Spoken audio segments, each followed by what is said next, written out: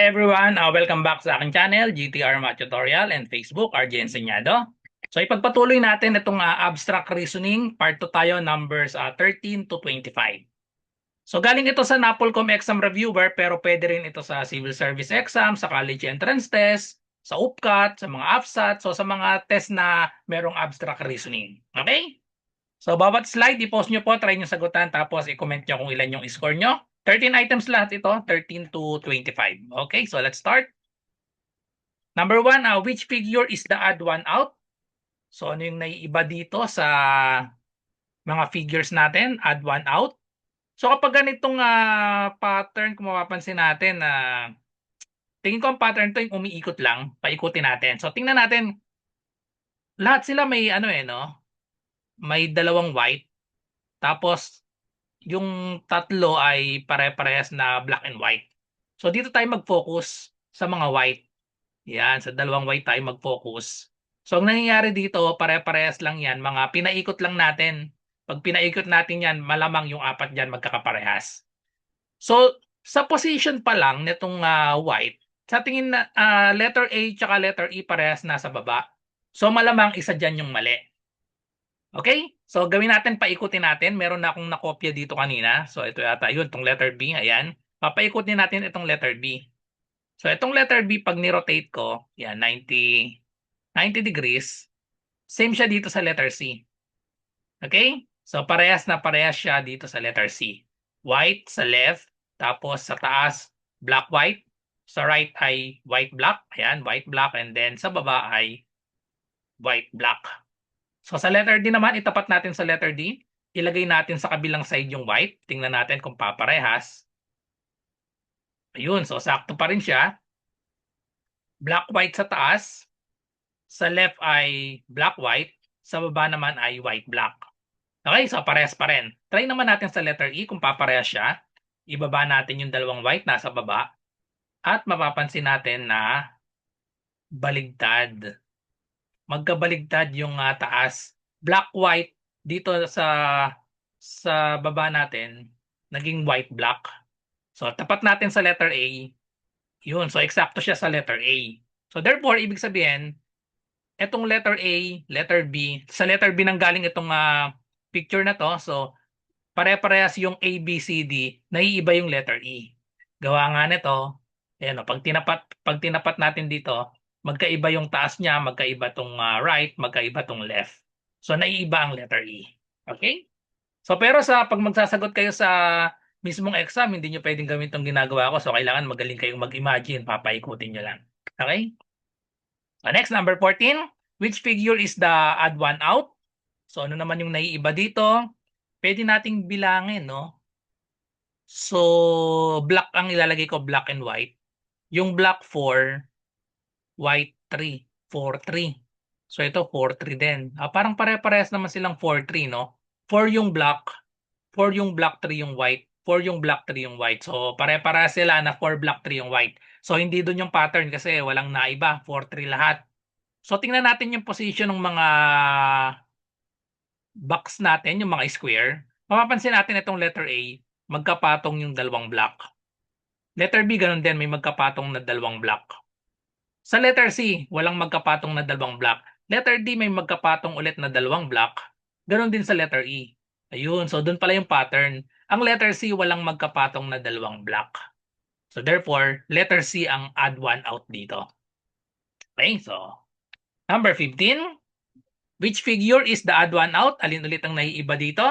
Pag binilang natin yung mga nasa dulo ng mga squares, itong letter A may 5, letter B may 3, letter C may 3, letter D may 5, letter E 3.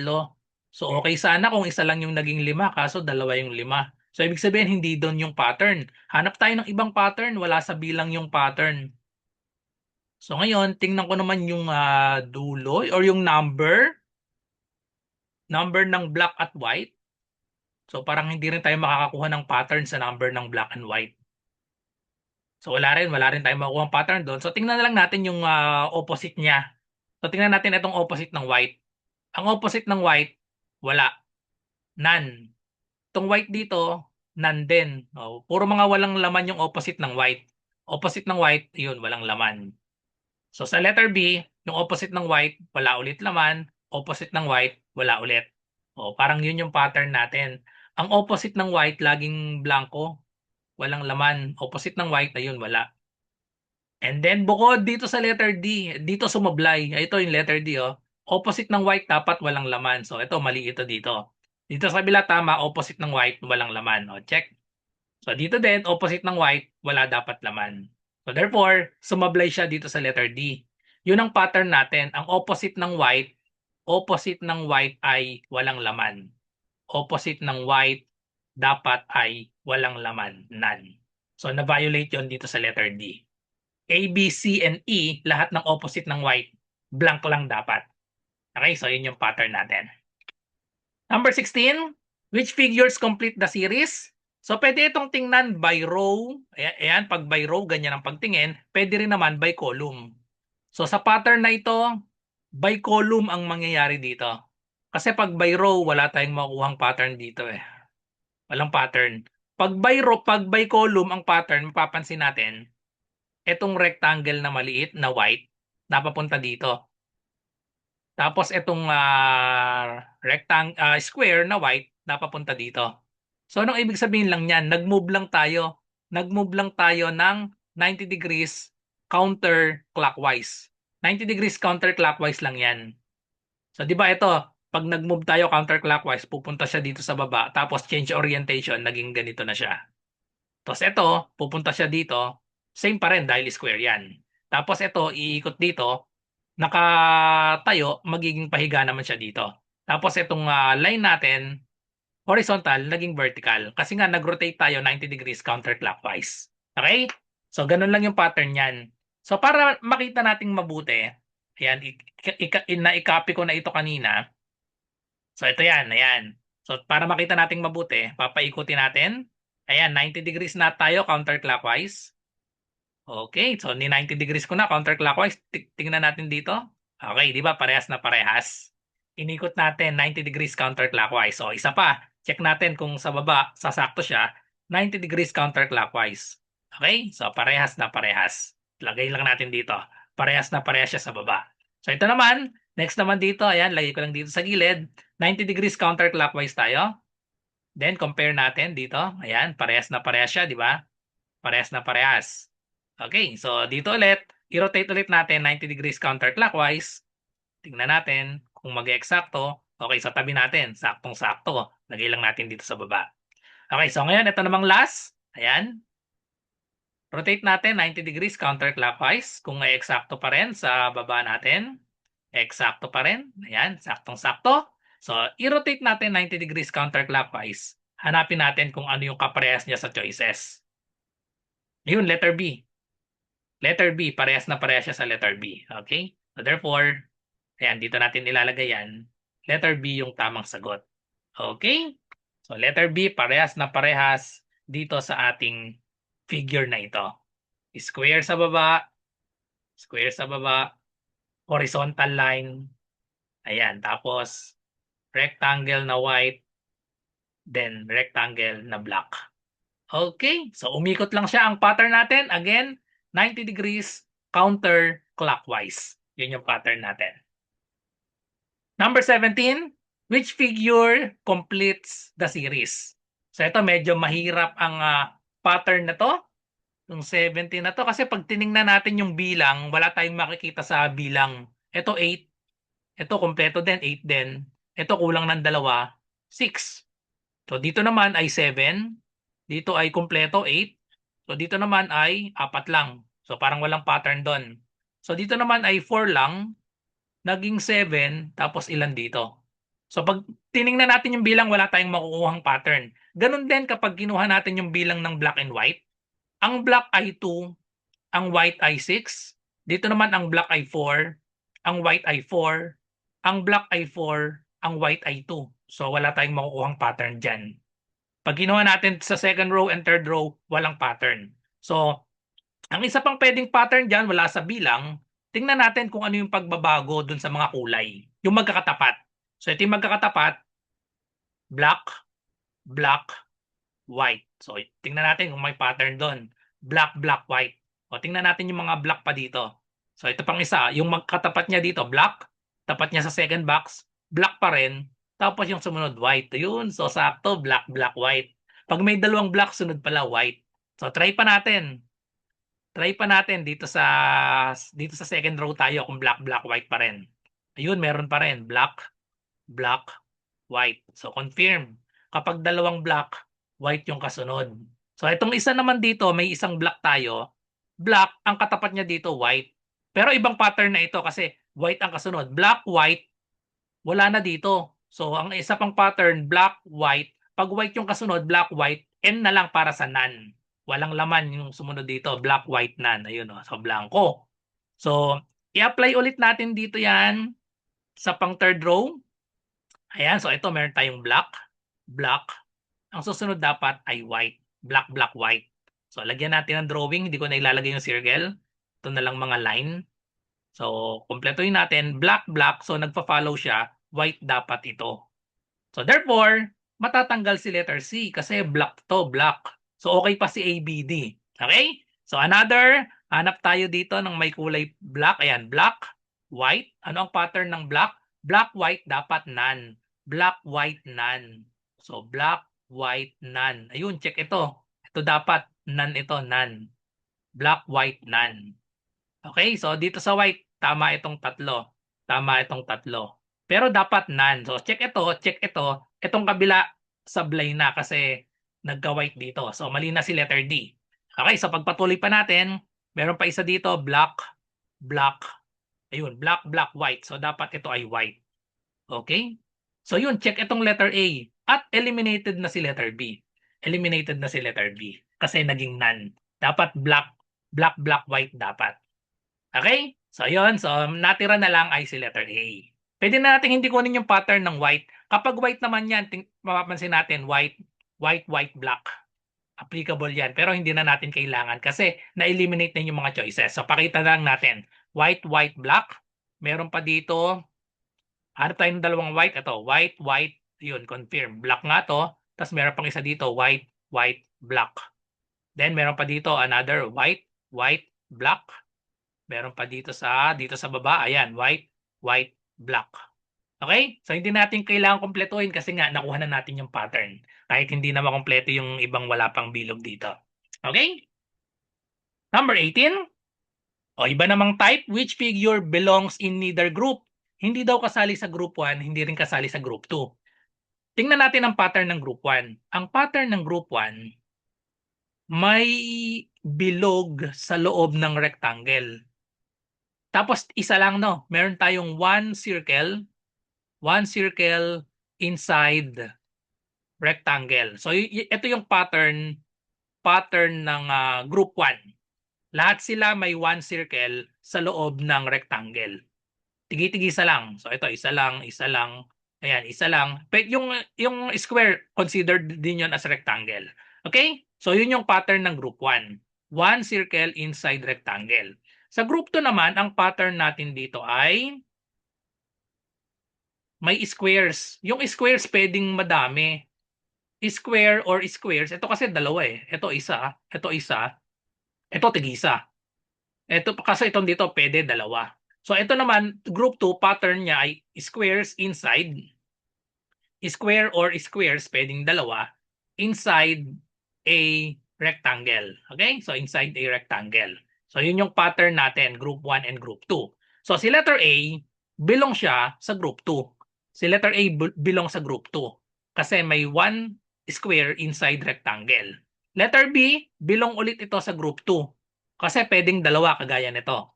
Dalawang square inside rectangle. Letter C, ito yung sagot natin, letter C. Kasi sablay ito sa group 1. Sa group 1 kasi sabi one circle lang. Walang two circles dyan, so hindi kasali ito. Dalawa yung circles sa loob ng rectangle. Okay, so kaya mali itong letter C. Hindi siya belong sa group 1, hindi lang siya belong sa group 2. Letter D, belong ito sa group 1 kasi one circle inside a rectangle. So belong sa group 1 ang letter D. Number 19, which figure belongs in neither group? Same ulit. So ito, tingnan lang natin yung arrow. Sa group 1, tingnan natin ang arrow ng group 1. dalawa ang papuntang right. Ito rin, dalawa ang papuntang right. So ito rin, dalawa yung papuntang right, dalawa rin yung papuntang right. Okay? Pattern ng group 1, dalawa yung papuntang right. Okay? Tapos yung dalawa, kahit saan na. Pwedeng taas, baba, pwedeng sa opposite side. Ang group 2 naman, kung mapapansin natin, dalawang arrow papuntang left. Ayun. So ito yung isa, ito yung pangalawa. Dito sa part na to, ito yung isang arrow, ito yung pangalawang arrow. So ganun din, dalawang arrow papuntang left. Okay? So yun yung pattern natin sa group 1 and group 2. So letter A, isa lang yung arrow papuntang right, walang papuntang left. So ito yung sagot natin. Hindi siya belong sa group 1, hindi rin belong sa group 2. Letter B, dalawa yung arrow papuntang left, belong ito sa group 2.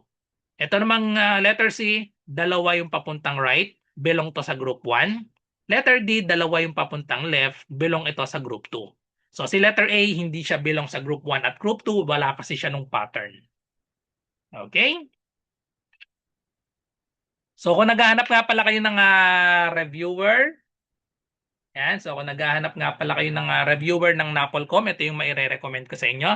Makikita nyo dyan sa link, nakatag ito. So maganda parehas ng reviewer na ito. Itong isa 2024 pero pwede pa itong gamitin dahil ang hindi lang updated dito masyado yung current events lang. Pero yung lahat, mga PNP history, criminal justice, so lahat ng mga sa GenInfo, pwede pang gamitin. Ang dami ring laman nito kahit na 2024 pa at mas mura siya. So itong isa kaya mas mahal, hardbound ito tapos updated 2026. So kung may budget kayo, bilhin nyo po parehas yan. Makakatulong po sa inyo yan. Okay, so pagpatuloy natin. Number 20, which figure is next in the series? So ito naman ay domino naman yung style niya, no? Mapapansin natin, pare-parehas ito. 1-6, 1-6, 1-6. Yun, alternate, no? May 1-6. So kung may kasunod pa dito, 1-6 din ito. 1-6 din ito kung may kasunod pa.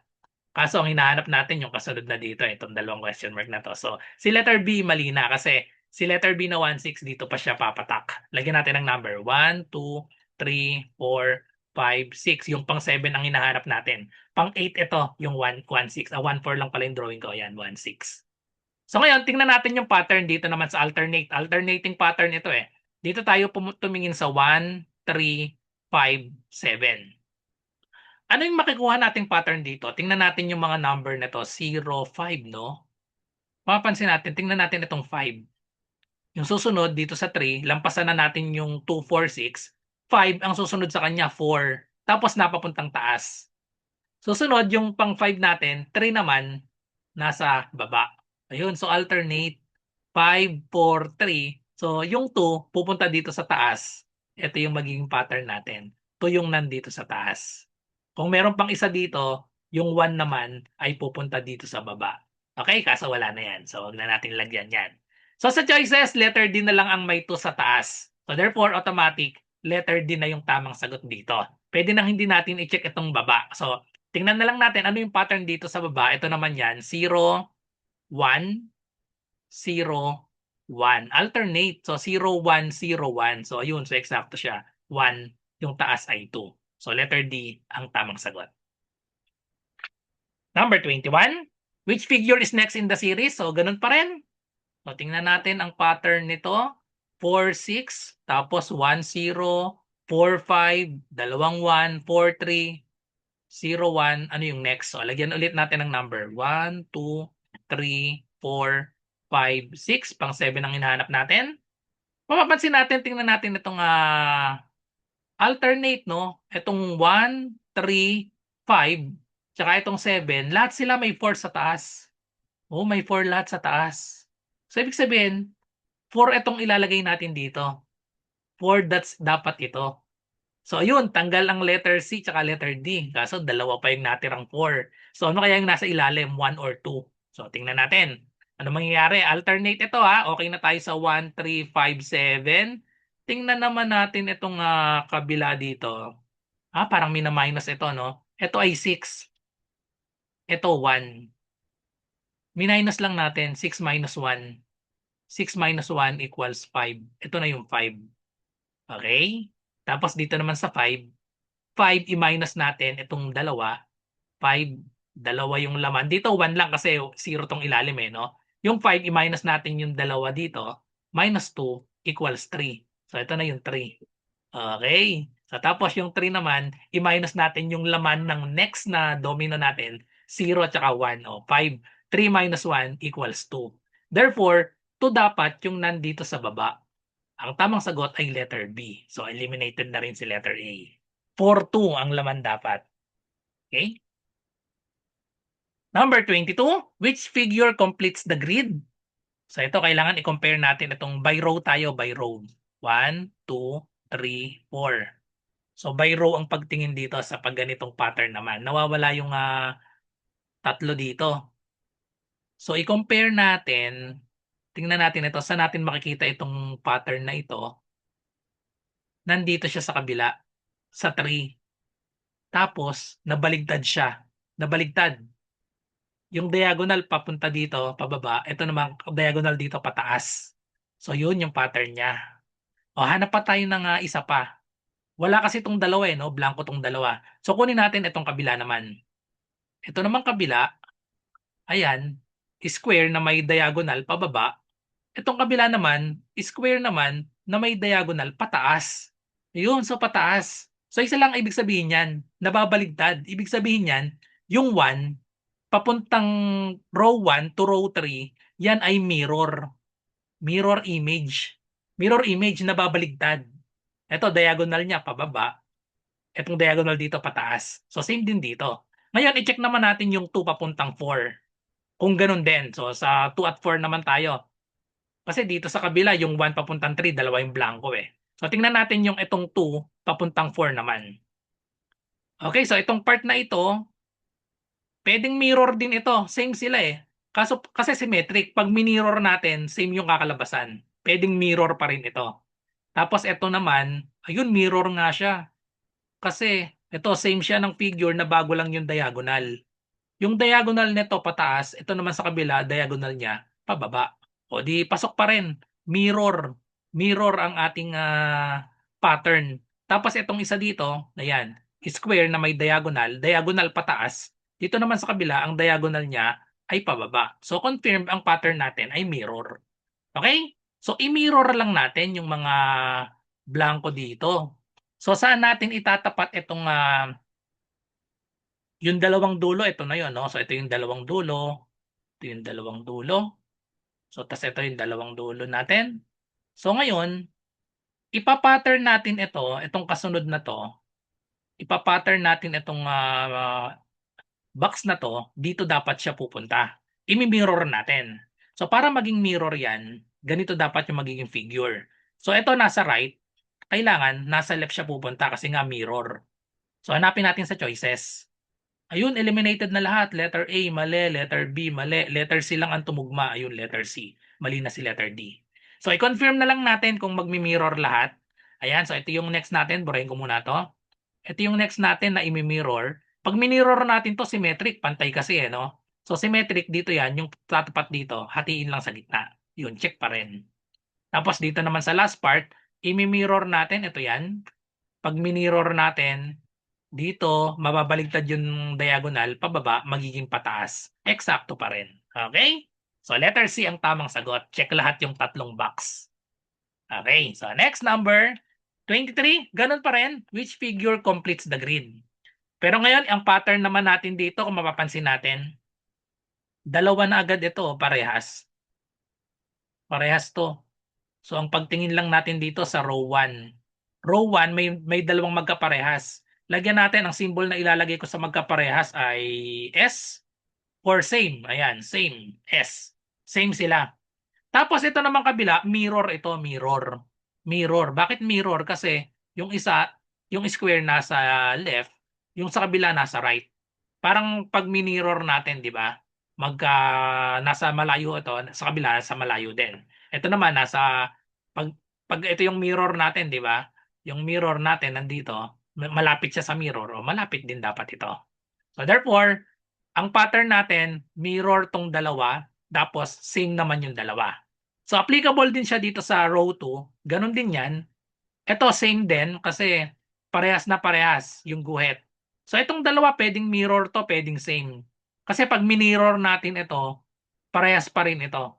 Okay? So, kung may mirror, parehas pa rin sila ng kakalabasan. So, i-apply natin yung pattern na yan dito. Gawin natin mirror itong dalawa, tapos itong dalawa ay same. So, ganun din dito. Mirror, ayan, confirm ba? Mirror ito. Mirror itong dalawa, di ba? Tapos itong dalawa dito, same. Okay, so hanapin natin yung magmi-mirror dito. Yung sa same muna tayo. Ito yung same. So, pag same yan, ibig sabihin, kaparehas nito, hanapin natin sa drawing na ganito. Ano yung may ganyan? Okay pa tong letter C? May yan, no? Check. Check. Mali na si letter A at si letter B. Kailangan same ito dito. Tapos dito naman sa kabila, mirror. Hanapin natin yung magmi-mirror dito or yung may black. Ito na yon. Ito yung may black. Eliminated na rin si letter C kasi white ito. So mali na ito. So mirror siya. Nandito sa malayo, nandito rin natin sa kabilang side ilalagay. Ito naman nasa right, dito natin sa left ilalagay. Then ito yung natitira, ilalagay natin same. Ayan, same dapat. Ayun, confirm. Same nga siya dito. Parehas dito na figure, nandito yung dalawang guhit. Okay? So confirm, or mali, ba't ito yung nailagay ko? Dito siya sa letter D. May X pala to dito. So mali si letter C. Letter D ang tamang sagot. Okay? 24, which figure is the odd one out?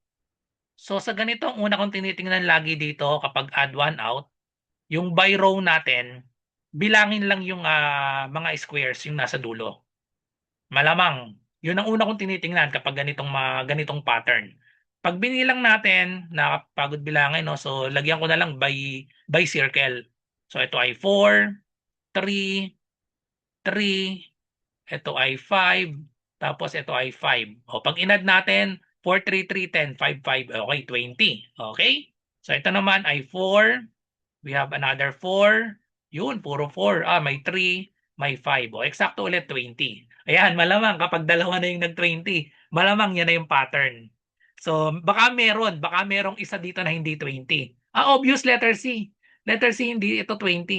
2, 3, 4, 2, 3. O, ilan lang yon? Yung 3, 3, 4. 3, 3, 4, 10 may dalawang 2. So, 14 lang. O, napakaunti. Dapat mag-20 ang letter D at letter E para yun na. Tapos na yung pattern natin. So, itong una, 4. Another 4.